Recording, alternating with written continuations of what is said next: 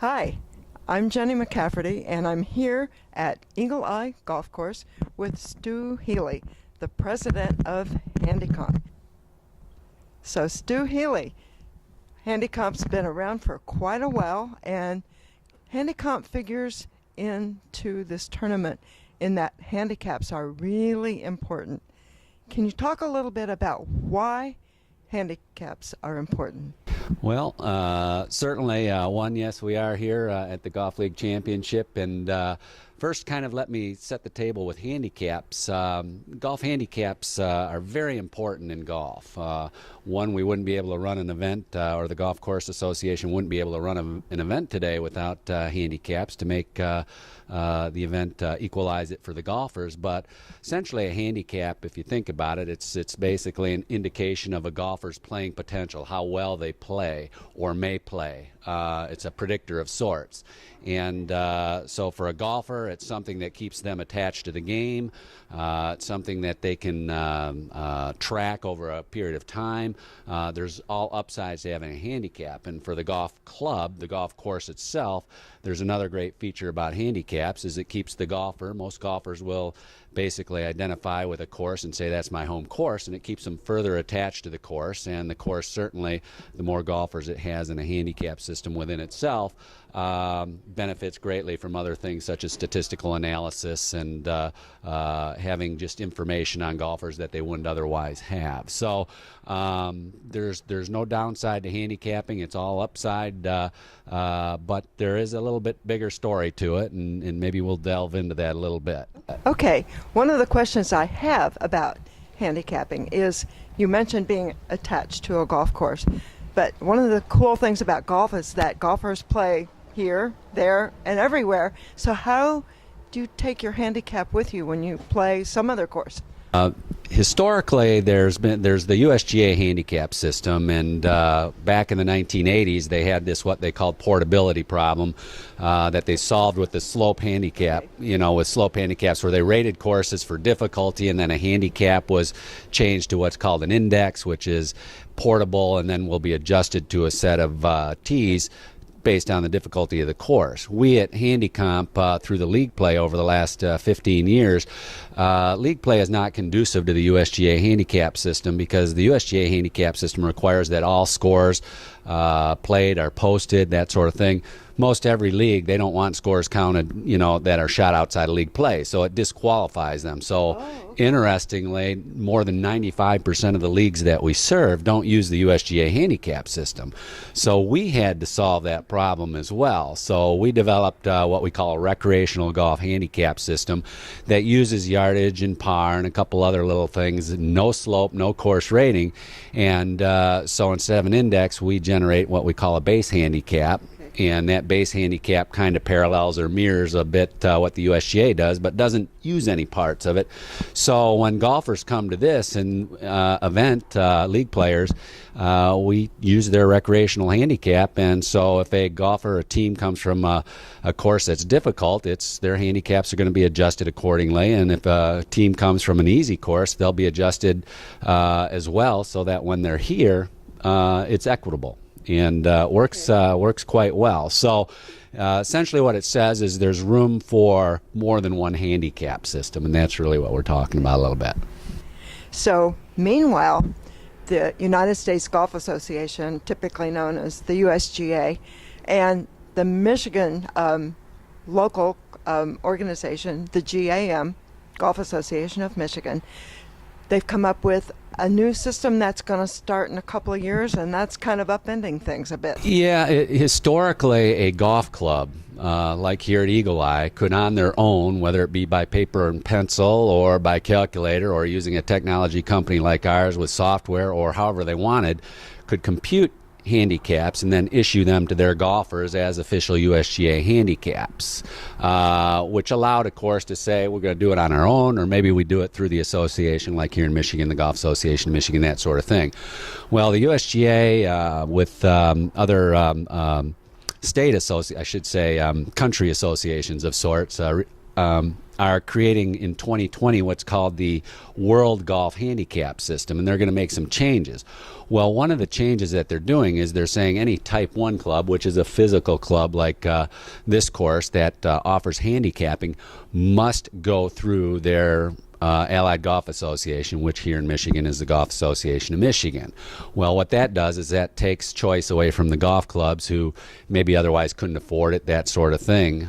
Yeah, I noticed there were like 17 different things you had to do to qualify for that. It's a big list of kind of checklist regulations, that sort of thing, and I'm not saying that's a bad thing. It can be a good thing, but it shouldn't be at the exception of golf. One of the unknowns or byproducts of the associations working together, the amateurs in that respect, is that the number of handicaps being served has dropped dramatically in the last 20 years. This has been a product for quite some time. Here in Michigan, for example, you may not know it, but since the turn of the century, there are 40% fewer golfers getting USGA handicaps through the Golf Association of Michigan. That's a big number. The USGA says itself that there's that they've had a drop of 20% over the same time period, but that is also skewed a little bit because there's some areas where there's been growth to kind of offset it, but I think that number's a little higher. Is that fewer golfers or fewer golfers getting handicaps? It's fewer golfers who carry a handicap, because if you think about it, in Michigan, the base price for a golfer to get a handicap through a course, the course's cost is like $24. But if you go to California, say Northern Cal or something, it's $49 per golfer. And they're saying charge the golfer $75 to $100. Now, again, if you can get that, great. But there's a lot of golfers who don't. So we're saying to those championship or private club golfers who are, pay that rate and all that, terrific. But there's a lot of golfers who shouldn't be denied a handicap or, a viable or a good handicap because they wouldn't want to afford it otherwise. Okay, that makes a lot of sense. So in a couple of years, Handicomp itself has said, okay, we're going to do something about this. And what are you doing? Well, we had a choice, because if you're offering as a technology company a computation service for the USGA handicap system in 2020, you're basically going to be isolated to Type 2 and Type 3 clubs, which are courses without real estate, and there's just not a big market in that respect. So anybody who, and we've been doing this for 50 years, so anybody who serves that market is basically looking at a market that's really not viable. So we looked and we said, you know what, and this is some forward thinking from some time ago, because we had an idea it would morph in this direction. We said, let's look at the courses and the clubs and the golfers who are otherwise underserved or not served in that respect. And we took our league, what we developed for the league, the recreational golf handicap system, and we morphed it into a club and a course handicap system and a golfer handicap system that then can be offered to a course outside of leagues. So if a course has, and we did that in Michigan and actually across the country this year, and we had some pretty good growth, because the way we look at it is not either or, it's both. So more golfers with a handicap is a good thing. Yeah. And we had many clubs who offered both systems, and quite interestingly, when a golfer's provided the option, if they're not a championship golfer, they just want something they can work with the, play with other golfers at their course and negotiate on the first tee. So it's actually played very well, and we think we grew the number of golfers with handicaps this year, certainly here in the state of Michigan, by offering this, again, not as an alternative, but as a complement or a work with. Now, it's up to the course and the golfer to make their decision. So for an individual golfer, having a handicap basically means they have a personal goal that they can target and try to either keep or lower over time.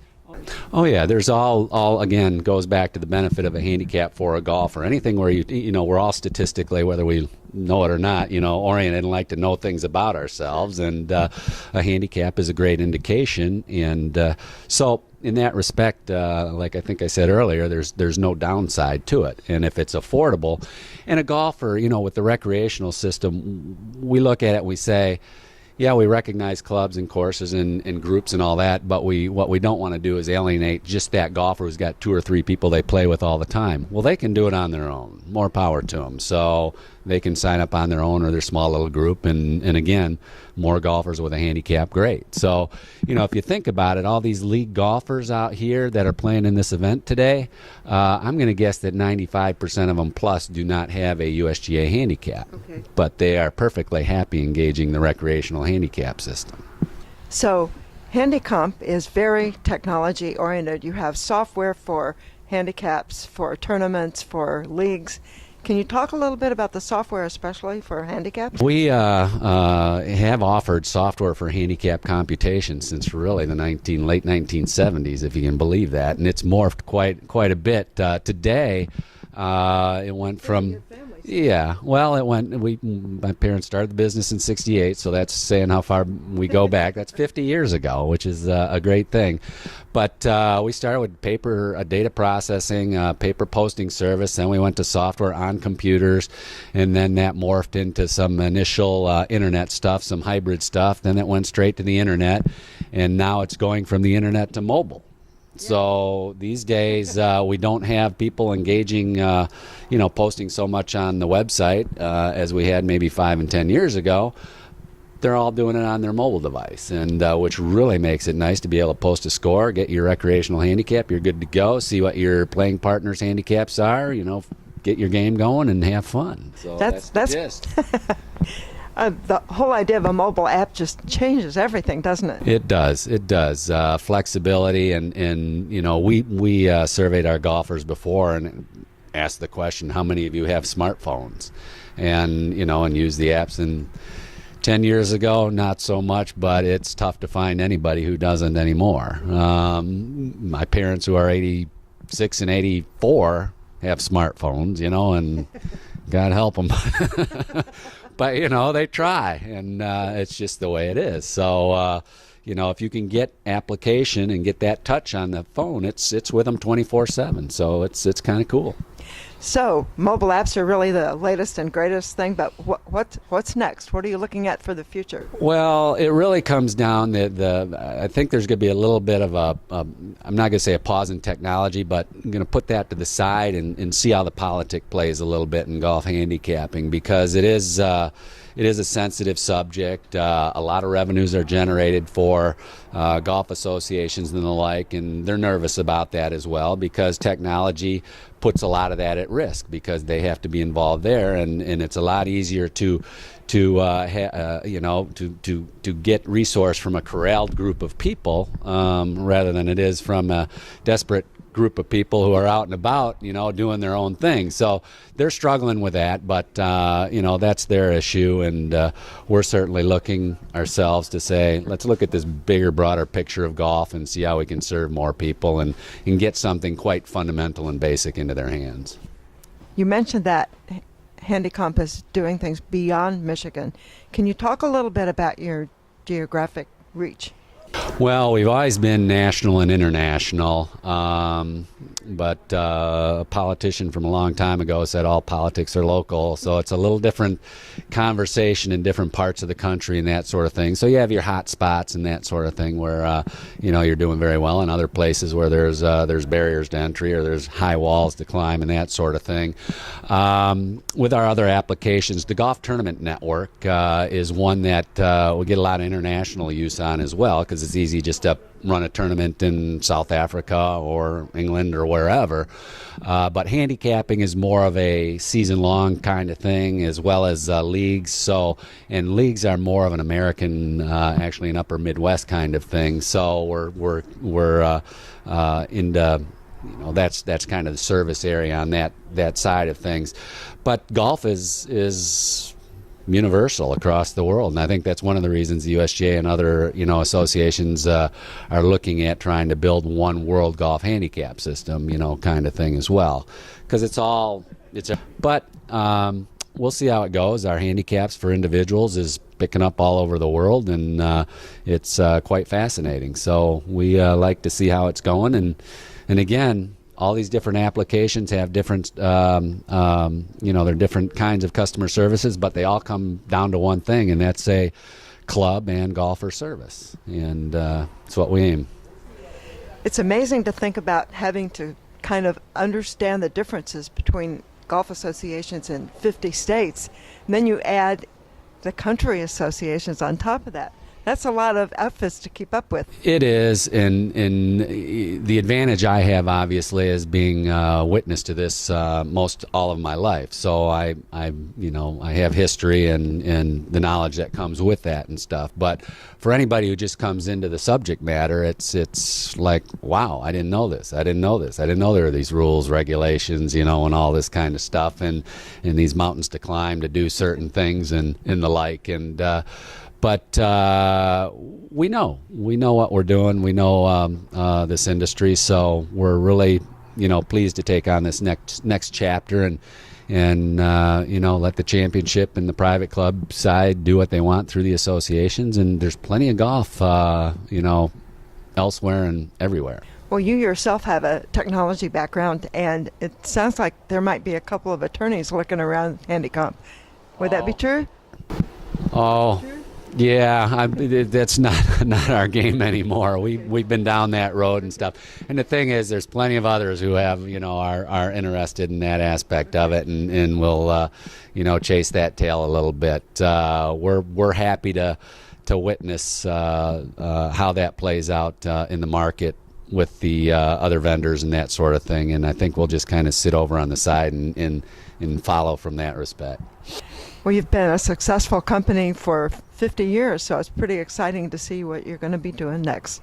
Yeah, and we're pleased. We like our relationships, as we have here with the Michigan Golf Course Association. It's been a great one since 2005 when we started doing the league, Golf League Network with them and their Golf League Championship and this tournament and the like. They've been great to work with. We've worked with other associations as well, and it's all good, and the relationships you make and the relationships you keep, they work for you. So so maybe another 50, we'll see. I don't know, we'll give it our best. Well, Stu, congratulations, and thank you for talking with us. Thank you very much.